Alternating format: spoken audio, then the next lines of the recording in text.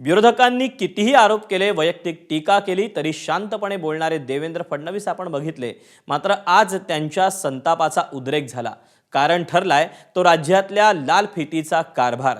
नेमकं काय घडलं याचा आढावा घेणारा हा स्पेशल रिपोर्ट पाहूया।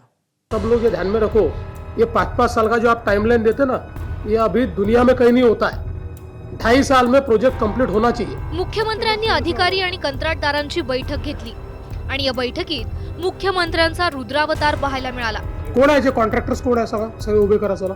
काय डिले झाला सांगा आणि आता काय करणार आहे सांगा। तुम्हाला मी सांगतो इतके वर्ष कुठे लागतात हो जगात, आपण एवढी टेक्नॉलॉजी वापरतो ने 3-3, 4-4, 5-5 वर्ष चाललेलं आहे काम।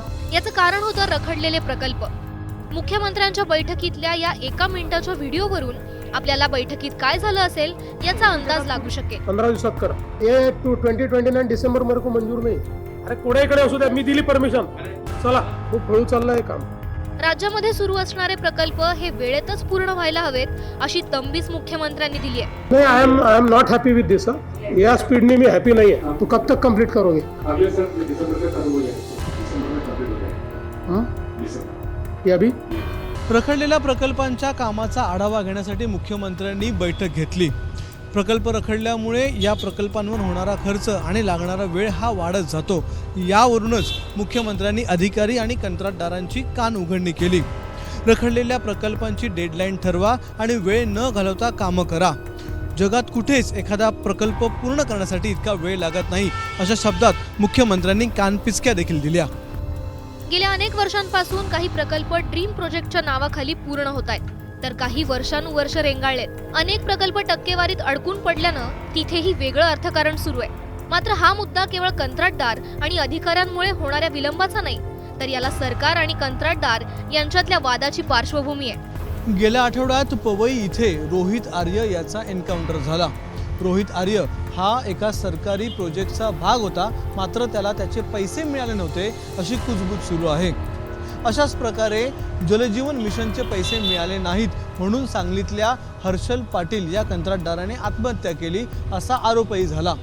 निवडणुका आणि मतांची गोळाबेरीज ही डोळ्यासमोर ठेवून जन्माला घातलेली लाडकी बहीणसारखी योजना इतर योजनांची मात्र कर्दनकाळ ठरते आहे।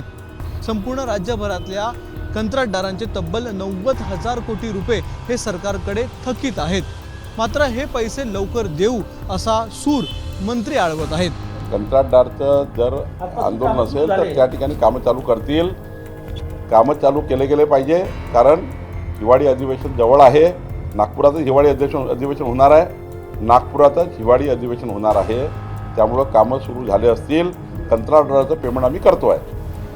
मुख्यमंत्र्यांनी जरी एकेका प्रकल्पाचा आढावा घेतला असला आणि कंत्राटदार अधिकाऱ्यांना धारेवर धरलं असलं, तरी ही संपूर्ण प्रक्रिया आधी पारदर्शी होणं अपेक्षित आहे। यातला वेळकाढूपणा, भ्रष्टाचार, प्रकल्पांचा वाढत जाणारा खर्च, निकृष्ट दर्जाची केली जाणारी कामं अशा गोष्टींना चाप लागण्याची गरज आहे। दुसरीकडे सरकारला आवडणाऱ्या कंत्राटदारांपेक्षा चांगलं काम करणाऱ्या कंत्राटदारांकडे प्रकल्प जाणं अपेक्षित आहे। त्यांनाही योग्य वेळी त्यांच्या कामाचा मोबदला मिळाला तरच लोकांशी निगडीत असणारे हे प्रकल्प खऱ्या अर्थानं लोकोपयोगी ठरतील। नाहीतर 5 वर्षात पूर्ण होणारे प्रकल्प पुढच्या 15 वर्षातही पूर्ण होणार नाहीत, हे सत्य नाकारता येणार नाही।